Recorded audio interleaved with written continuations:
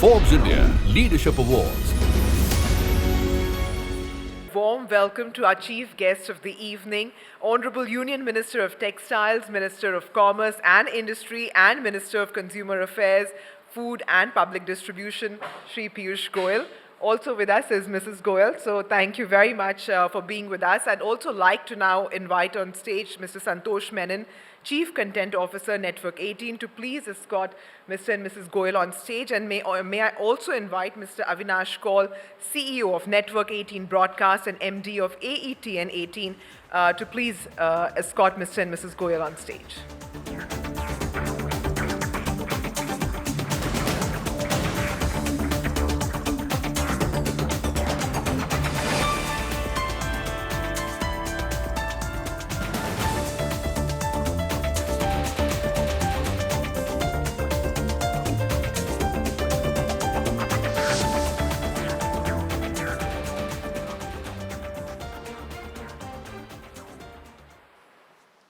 Friends, I think what you missed out was that if it was any politicians who were on stage arguing on this issue, you'd have probably heard that the polls were rigged. And the electronic voting machines that you're using, at least Madan will feel that they were truly good and correct, but I'm not so sure if the other side is convinced. And that's how life has been for all of us all these years, that an idea that one side gives out, the other side doesn't agree with, somehow unfortunately doesn't lead to enough debate, enough discussion. And I think it's a wonderful idea that Forbes has brought to us today, where I think we've heard different viewpoints. We've had an open platform where ideas can be generated, ideas can be deliberated upon. And I must compliment you for a brilliant way to conduct your Leadership Awards program.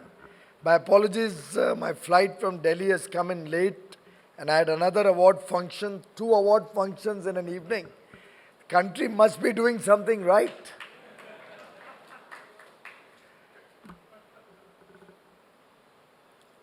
Of course, I was not able to hear the entire story or the arguments that were made back and forth.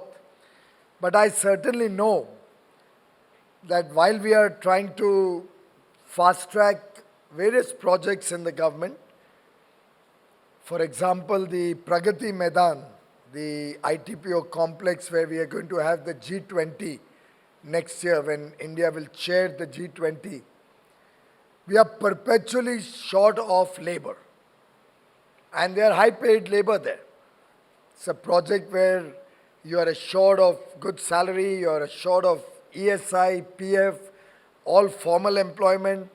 Government has its eyes on every contractor so that not a single person there will not be paid fair wages with all the social security elements of it.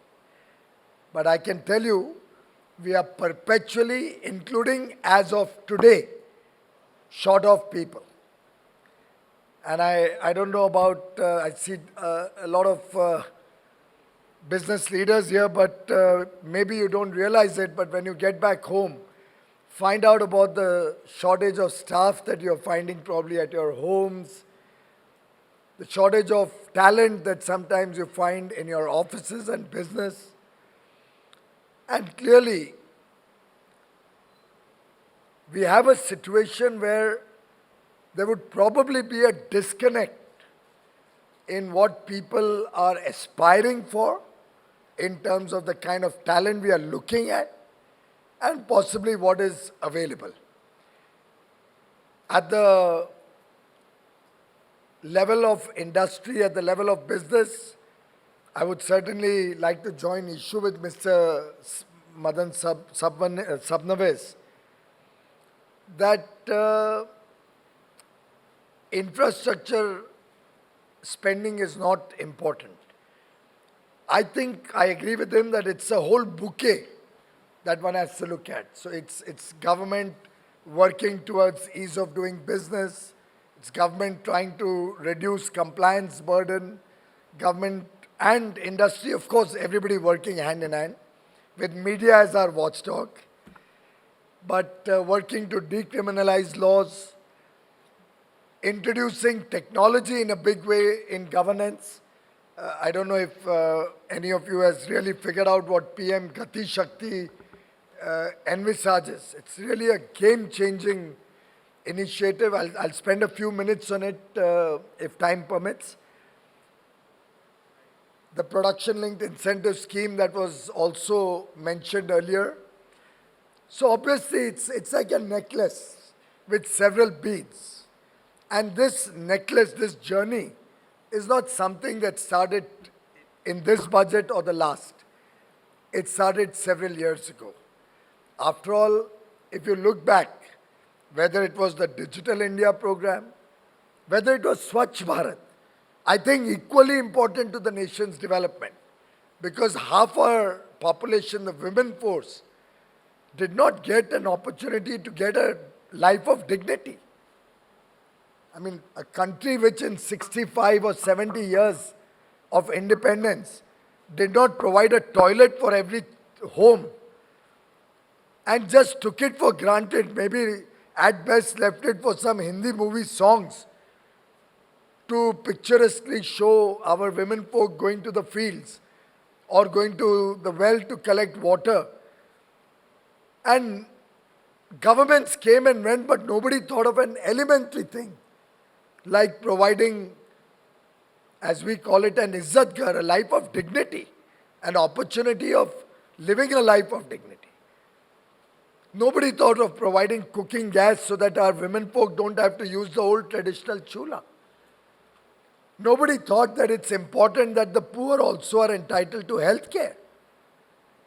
And I believe these social indicators or social effort to improve the life of our less privileged sections of society are equally, if not more important, when we in this room, in a platform which is largely business focused, are discussing the wins and losses or the success and failures or the future of Indian business and Indian society. And to my mind, I agree with Mr. Sabnavis that it's the whole bouquet that will define where India is going to go forward. After all, what was one of the first projects we took up? Electricity for every home. Can we as a nation have 3 crore families without an electricity connection in their home? Which means there are crores of children who are relegated to a life which will not give them any opportunity. How can we as a society, as a nation, accept the fact that water will be a problem for millions of homes so many years after independence? We have embarked on the Jal Jeevan mission, by which we are going to ensure that every home has water from a tap, nal se jal. May seem not very important to many people, but to my mind, one of the most important initiatives a nation could take up. Water being the source of several diseases and healthcare related problems. So I would think that it's very rightly so a whole bouquet. A lot of initiatives which are business focused, like our Startup India program, the digital initiatives, the direct benefit transfer which has helped to eliminate a lot of corruption and middlemen, the effort to demystify laws, all of these put together, coupled with the 7.5 lakh investment commitment of the government. Government only provides a facilitation or a kind of top-up support when it comes to kickstarting the economy.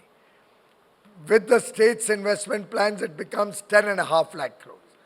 Now, I think all of us know the multiplier effect that investments in infrastructure is expected to give. And I think there's no rocket science in that. It's a well-known, well-understood phenomena. It gives a big boost to employment. since I would think at least 25-30% of the overall cost of any infrastructure project does go down to labor or staff or paid out to employees. It gives a big boost to all the associated sectors of mining, steel, cement, all the ancillary activities related to construction or infrastructure spending. If it's a railway project, the railway tracks, the manufacturing of bogies, engines, rolling stock, signaling. It's a whole ecosystem that benefits. And as these projects come up, you'll find dhabas coming up there. You'll find taxi drivers getting an opportunity transporting people. You'll have a large fillip to the logistics sector, truck drivers getting business. So the effort is that government helps to kickstart, and seeing that demand, the private sector gets an opportunity to look at greater investments. Of course, we've lost a couple of years of COVID period where obviously businesses and industry were hesitant to see how it pans out, how demand comes back into the market. You all will recall when we inherited government in 2014, we came into government, we were called a fragile five economy. The world looked down upon India. Our foreign exchange reserves were at about $300 odd billion, so much so that the then government had to come up with an FCNRB scheme to raise $34 billion just to protect the rupee from the free fall that it was witnessing. Our country did not generate enough enthusiasm amongst investors, both in India and abroad, to come and invest in India. Banking sector was in a shambles, what with the kind of terrible credit risks that were taken indiscriminately in the 2008 to 12 period particularly. Repairing the entire story, getting back India on center stage in the world, making India a trusted partner of economies around the world, particularly the developed world. And to the extent that today when I talk to trade ministers from across the world at different fora, it's unimaginable the excitement they have when they want to do business with us. We can today discuss with them from a position of strength. And that strength comes from the people of India. We used to always talk about demographic dividend. The demographic dividend was the people, the market, consumption demand, potential growth. All of these are elementary economic theories which we have all understood over a period of time, but sadly nobody has ever had an integrated thinking to make India, to prepare India for the long haul. I mean, after all, we had I think a higher GDP per capita than our unfriendly neighbor until 35 years ago. But we lost a lot of good time, valuable time. Even our free trade agreements, our international engagements were probably putting the cart before the horse, or the horse before the cart. We were confused totally. We didn't know, does the cart come first or the horse comes first? So we landed up saying, let's just go ahead with the FTA. The horse will find its own way. And that doesn't work.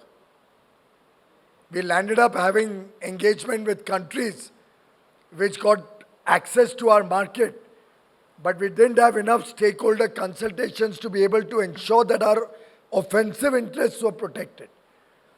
And that's the difference that we are trying to make, whether in our internal decisions as we promote India's Atmanirbhar Bharat program.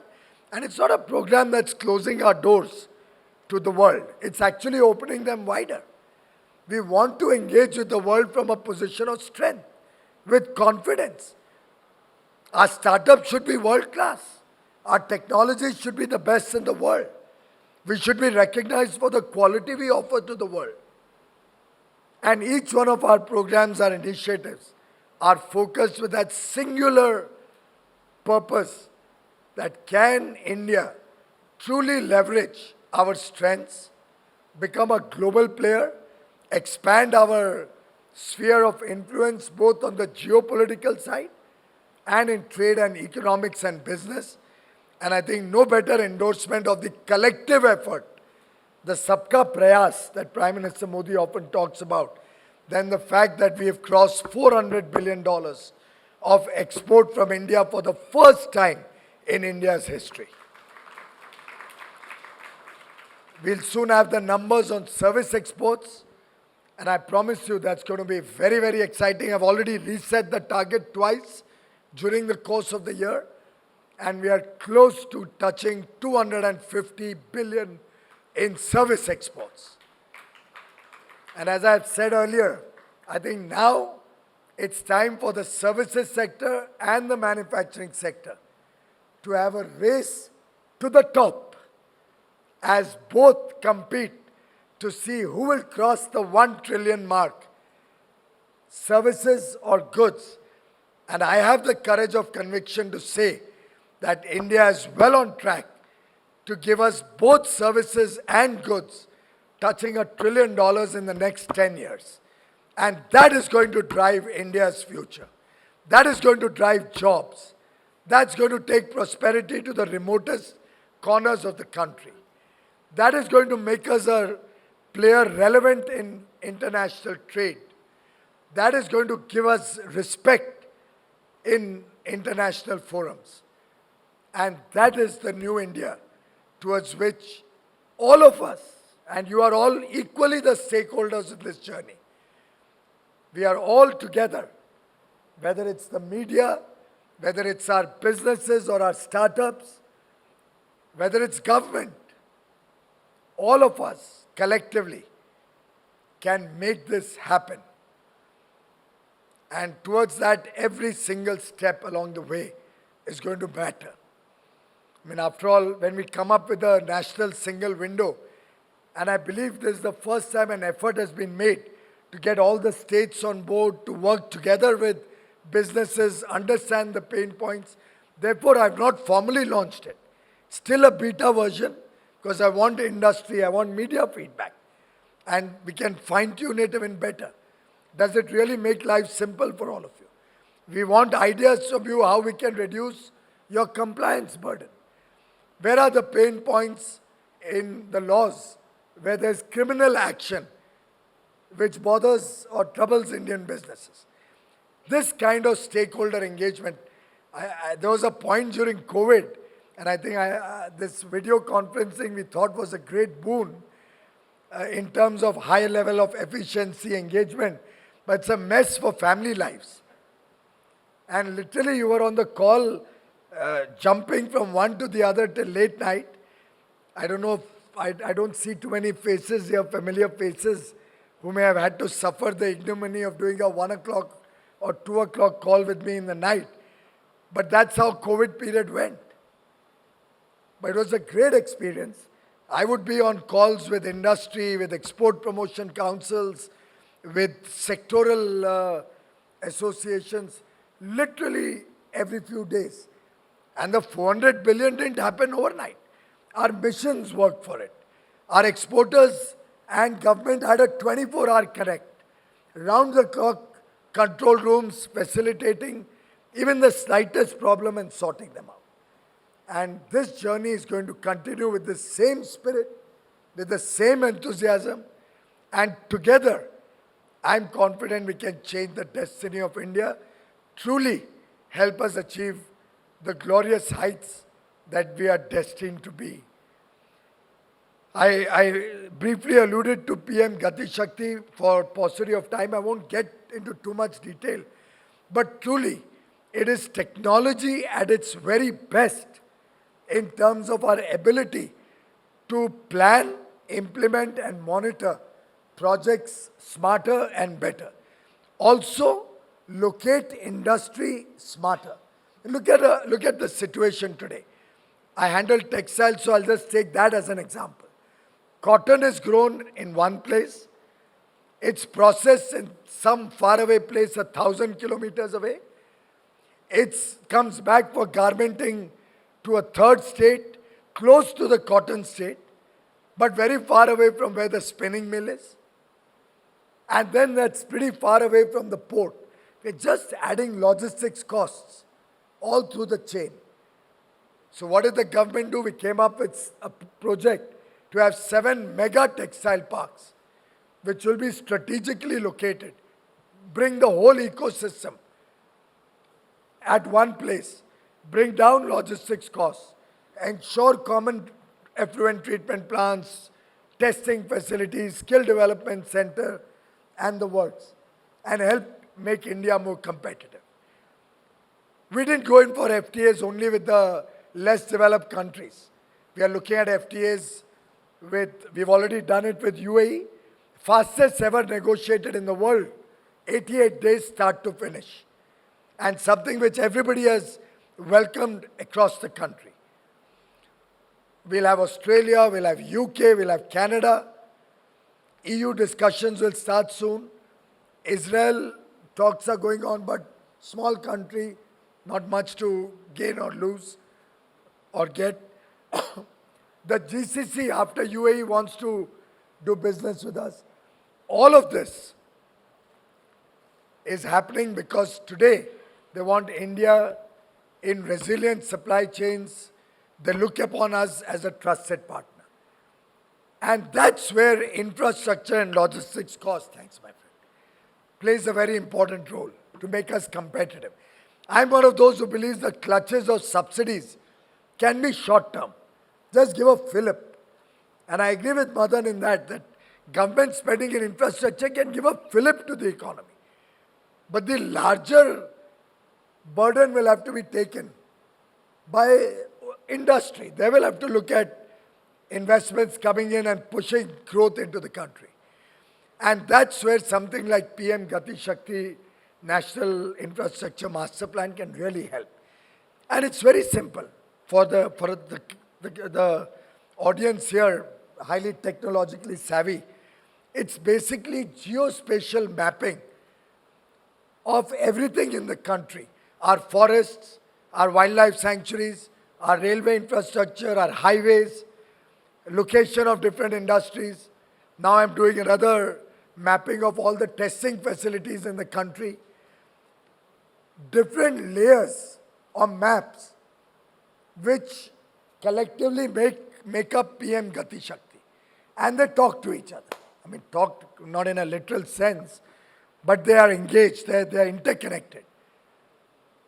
So if I want to plan, let's say, a railway line, and if I was to do it only in the office, or just use a survey, physical survey and close it, I would be pretty much less efficient and wouldn't be able to optimize time or cost. But when I run that through the PM Gati Shakti, it'll tell me where the forest is touching that railway line. So I can try and realign it to skirt the forest. And you know how environment can actually hurt projects from coming up in time. Environmentalists and environmental movements will stand up and a half-built project will be stuck. We have a Mumbai-Goa half-built project stuck with environmental issues, and then the other half on the other side, already the doubling has been done. Stuck. Project delayed, cost sunk. But if PM Gati Shakti was to assess this, they would have said, look, there's a big forest coming up there, going to cause you problem, realign it. If there's a river along the line, we've done a mapping of all rivers and water bodies. And if that goes through a place where there's a 1 kilometer long bridge required, or a mountain range, that will help you to reroute it such a way that you could possibly cross the river where a 200-meter bridge could do the needful. We are all in Mumbai. In an earlier program, I shared the JNPT example. Have any of you ever been to JNPT? You'll find that it's one of the finest ports in the country. I haven't been there for many years. I don't know the current situation. But until 2014, when I was in business, JNPT, despite being one of the finest ports, had a 10, 12, 15 kilometer stretch of road between the highway and the port, which never got built. Always full of potholes, and it was a mess for decades, not years, decades. Bad planning. But PMGATISHakti will help you through the mapping to see, hey guys, you're setting up a port, where's the rail connectivity? Where's the road connectivity? Does it have adequate testing facilities? Is it suitable for the products in the vicinity? So if there are too many, let's say, steel plants around it, can it handle steel? If it's an agricultural area, can it handle wheat, rice? So that's the kind of efficient planning that a geospatial mapping tool like this, with over 400 layers of data already available and growing by the day. It can help to plan better, then monitor the project better, because it will be continuously through space technology, monitoring the progress and throwing red alerts. Not like the red alert we heard about in Uttar Pradesh. That red alert seems to have sobered down, I think. And we've got a government being sworn in today. By the way, for the first time in independent India's history, the Uttar Pradesh, the largest state, has re-elected a chief minister after he completed 5 years term. A full 5 years term in office getting re-elected. And this, ladies and gentlemen, is just proof that the old idiom that good economics doesn't make for good politics is history now. Good economics, good governance makes for good politics, finally in our country. And no better proof than Uttar Pradesh today. The fact that law and order improved, industry went there, Samsung is setting up one of their largest factories there and exporting from there. Agriculture has taken a boost. Agricultural productivity is on a high. Cities are getting improved. Infrastructure, the expressways there are truly like the old Onida ad. Owner's pride and neighbor's envy. You can actually, like once upon a time, you left from Maharashtra, went to Gujarat, you could see the perceptible change as you went on the Western Express Highway. You would have all the broken roads in our own home state, only to enter into a lovely expressway on the other side in Gujarat. Today, UP has joined that club, where you enter UP and you see beautiful expressways. And people have respected this kind of a performance. I'm only saying this because that's the effort that Prime Minister Modi has brought to the country. It's a whole of the government approach, which today he has appealed to the nation should be made a whole of the country approach.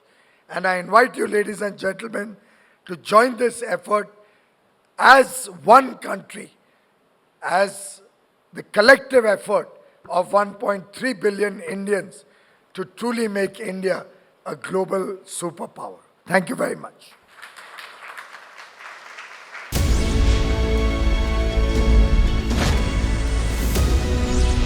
Forbes India Leadership Awards